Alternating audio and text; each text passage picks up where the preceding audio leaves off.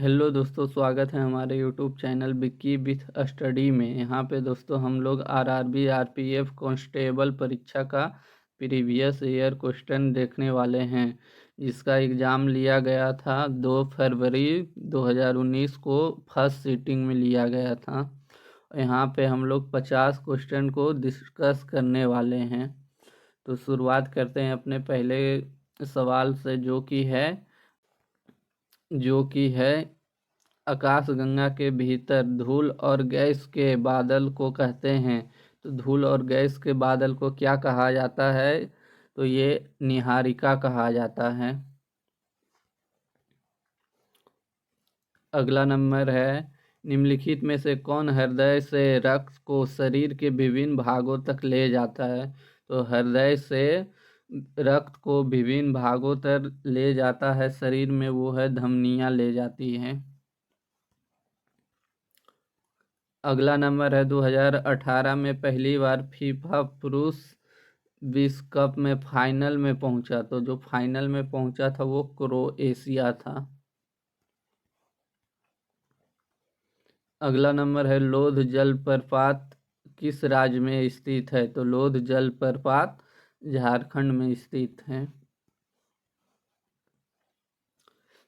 अगला नंबर है, संविधान का मसौदा तैयार करने के लिए ड्राफ्टिंग कमेटी की स्थापना किस वर्ष की गई थी? तो ये स्थापना जो की गई थी ये 1947 में की गई थी। अगला नंबर है, किस दौरान हिल एरिया डेवलपमेंट प्रोग्राम शुरू किए गए थे? तो ये किस दौरान हिल एरिया डेवलपमेंट प्रोग्राम शुरू किए गए थे? तो ये 5वीं पंचवर्षीय योजना में शुरू किए गए थे हिल एरिया डेवलपमेंट प्रोग्राम।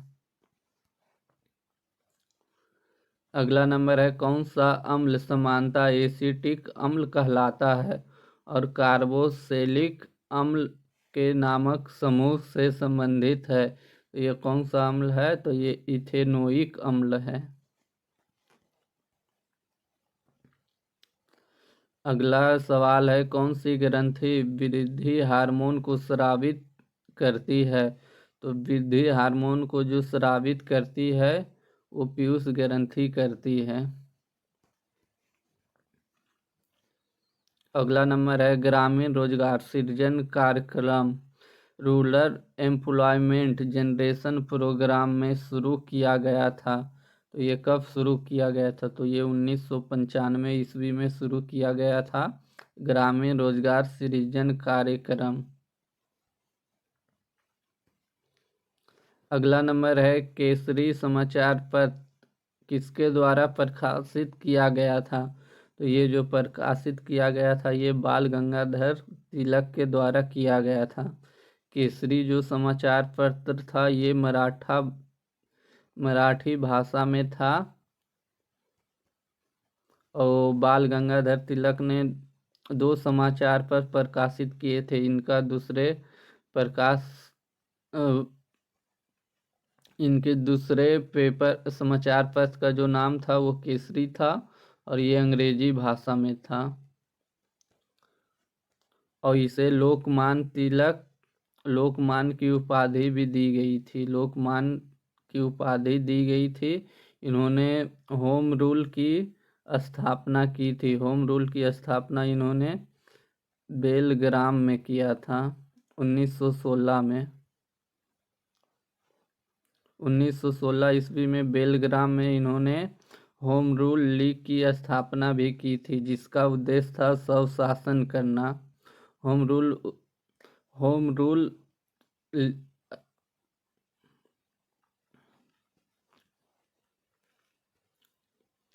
अगला नंबर है, उष्णकटिबंधीय चक्रवातों को टाइफून के नाम से जाना जाता है। तो ये जापान में टाइफून के नाम से जाना जाता है। अगला नंबर है, किसने ड्राफ्टिंग कमेटी को अवमानना करते हुए इसे एक नए शब्द ड्रिफ्टिंग कमेटी से संबोधित किया था? तो ये किन्होंने किया था? ड्राफ्टिंग कमेटी को चेंज करके ड्रिफ्टिंग कमेटी। तो ये नसरुद्दीन अहमद ने किया था। अगला नंबर है द्रव्यमान और वेग के गुणनफल को क्या कहते हैं? तो ये क्या कहते हैं? द्रव्यमान और वेग के गुणनफल को तो ये आवेग कहते हैं। अगला नंबर है रेडर शब्द निम्नलिखित में से किसके लिए किस खेल से संबंधित है? तो ये जो संबंधित है ये कबड्डी से संबंधित है। अगला नंबर है भारत के संविधान का मुख्य वास्तुकार कौन था? तो ये भीमराव अंबेडकर थे। अगला नंबर है भारतीय संसद में कौन सा सदन जनता द्वारा सीधे लोगों द्वारा चुने जाते हैं? तो ये लोकसभा में जनता द्वारा सीधे चुने जाते हैं। अगला नंबर है 1929 में कांग्रेस द्वारा आयोजित अधिवेशन में पूर्ण स्वराज को लक्ष्य के रूप में स्वीकार किया गया था। तो ये पूर्ण स्वराज की मांग जो की गई थी ये लाहौर अधिवेशन में 1929 में की गई थी। यहाँ पे दोस्तों जवाहरलाल नेहरू ने इनकी अध्यक्षता की थी। जवाहरलाल नेहरू, और इन्होंने प्रथम बार 26 जनवरी को झंडा भी फहराया था। रावी नदी के किनारे झंडा भी फहराया था।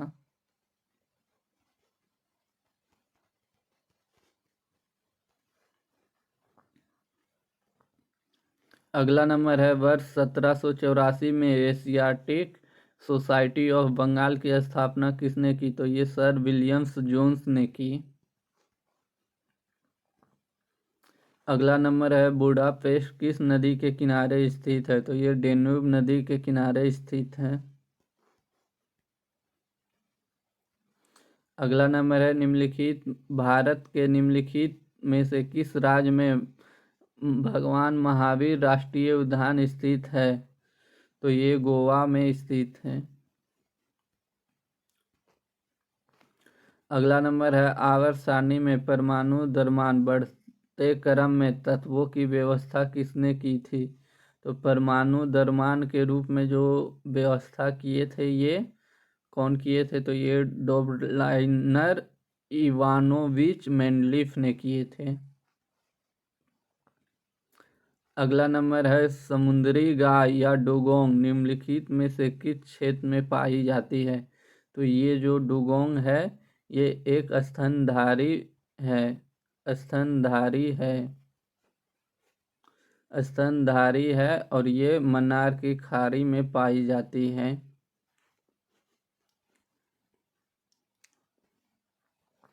अगला नंबर है भारत में अंतर विश्वविद्यालय टूर्नामेंट में शीर्ष समग्र प्रदर्शन करने वाले विश्वविद्यालय को निम्नलिखित में से किससे सम्मानित किया जाता है?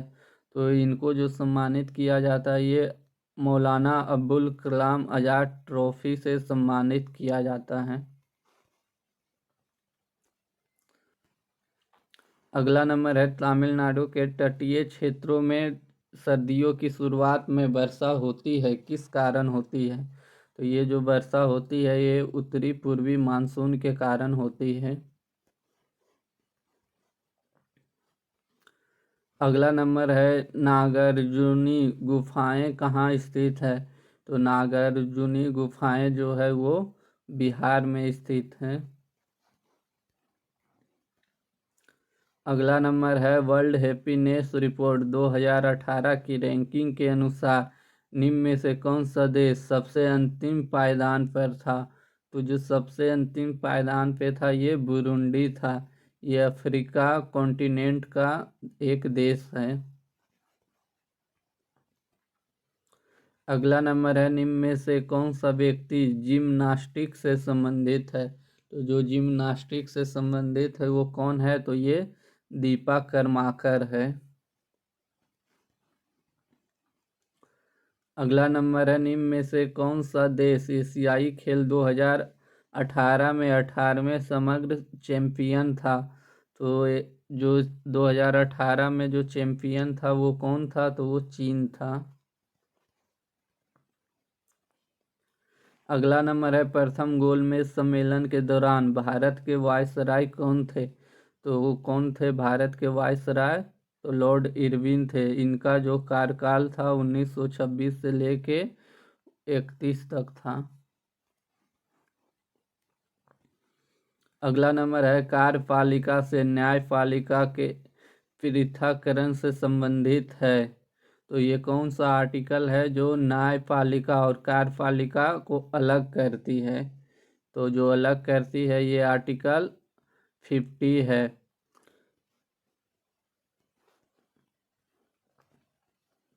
अगला नंबर है Wimbledon open grand slam tennis tournament 2018 में आयोजित किया गया था। तो ये कहाँ आयोजित किया गया था? तो ये जो आयोजित किया गया था ये लंदन में किया गया था। अगला नंबर है विश्व विरासत स्थल महान सांची के स्तूप का निर्माण किया गया था। तो ये सांची के स्तूप कहाँ पे है? तो ये मध्य प्रदेश में है। और ये जो इनका जो निर्माण किया गया था ये अशोक के द्वारा किया गया था। अगला नंबर है जब धातु ऑक्सीजन के साथ संयोजन करती है तो वो क्या बनता है? तो वो क्या बनता है दोस्तों? तो वो धातु ऑक्साइड बनता है। अगला नंबर है वह कौन सा गुण जो एक चालक में इलेक्ट्रॉनों के प्रवाह में अवरोध उत्पन्न करता है? तो वह चालक है जो इलेक्ट्रॉनों के प्रवाह में अवरोध उत्पन्न करता है। तो जो अवरोध उत्पन्न करता है वह प्रतिरोध होता है। भारत में एक राज्य के राज्यपाल की नियुक्ति के लिए न्यूनतम आयु कितनी है?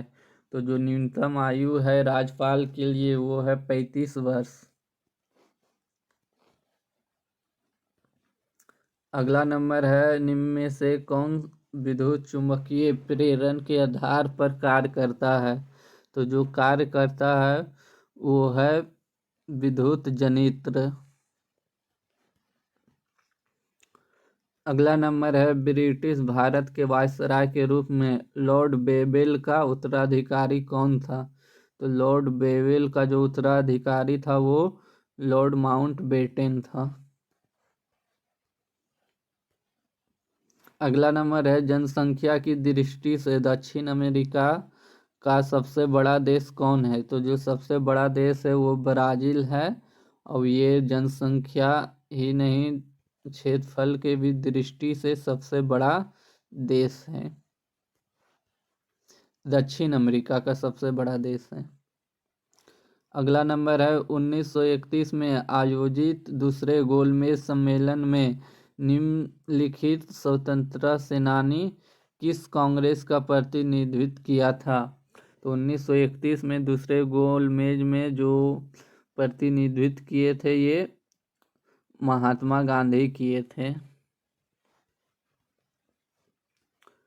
अगला नंबर है फूड कॉर्पोरेशन ऑफ इंडिया के माध्यम से सरकार द्वारा गेहूं खरीदे गए गेहूं चावल जैसे अनाज के स्टॉक को कहा जाता है। तो ये क्या कहा जाता है? तो ये सुरक्षित भंडार कहा जाता है। अगला नंबर है भारतीय संविधान का भाग 5 संबंधित है।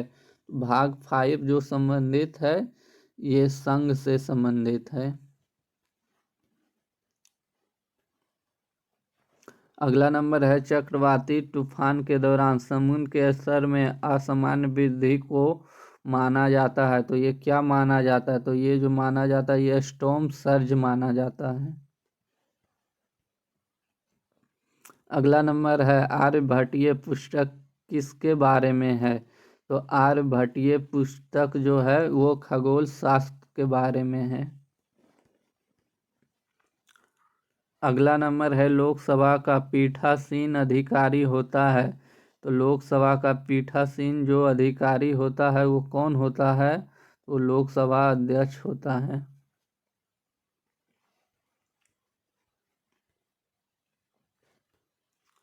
अगला नंबर है वह कौन सा श्वसन जीव को अधिक ऊर्जा प्रदान करता है?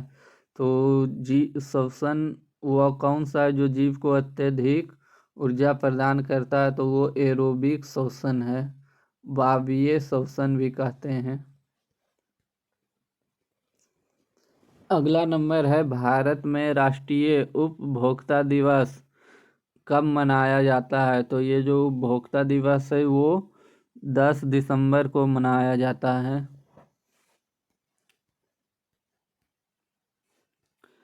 अगला नंबर है, संविधान सभा के संवैधानिक सलाहकार या कानूनी सलाहकार के रूप में किसे नियुक्त किया गया था? तो संवैधानिक सलाहकार या कानूनी सलाहकार के रूप में BN राव को नियुक्त किया गया था। मूल रूप से भारत के संविधान में शामिल है। तो मूल रूप से भारत के संविधान में कितने अनुच्छेद शामिल है? तो ये अनुच्छेद 395 शामिल है। अगला नंबर है, गौतम बुद्ध के महापरिनिर्वाण कहाँ प्राप्त किए गए थे? तो यहाँ पे गौतम बुद्ध ने दोस्तों जो कार्य किया था उन्हीं को बौद्ध धर्म में ये सब वर्ड दिया गया है। जैसे कि गृह त्याग, बुद्ध ने जब गृह त्याग किया था दोस्तों तो इनको बुद्ध भाषा में भीष्णीकर्मन कहा जाता है, भीष्णीकर्मन। और इन्होंने जो पहला उपदेश दिया था, पहला उपदेश जो दिया था उन्हें हम लोग धर्म चक्र परिवर्तन कहते हैं, धर्म चक्र परिवर्तन। और महापरिनिर्वाण में इन्होंने अपना शरीर त्याग दिया था। तो अपना शरीर ये कहाँ त्याग दिया था? तो ये कुशीनगर में अपना शरीर त्याग दिया था। और सारनाथ में इन्होंने पहला उपदेश दिया था जिनको हम लोग धर्म चक्र परिवर्तन कहते हैं। अब बोध गया में इन्हें ज्ञान की प्राप्ति हुई थी। अगला नंबर है, गंगा की निम्नलिखित सहायक नदियों में से कौन सी नदी पटना के पास सोनपुर में आकर मिलती है? तो ये कौन सी नदी है जो पटना में सोनपुर में आके मिलती है? तो ये गंडक नदी है। और यहीं पे एक मेला लगता है जिसे सोनपुर मेला कहा जाता है। और ये पूरे 1 मंथ तक चलता है, 1 महीने तक चलता है।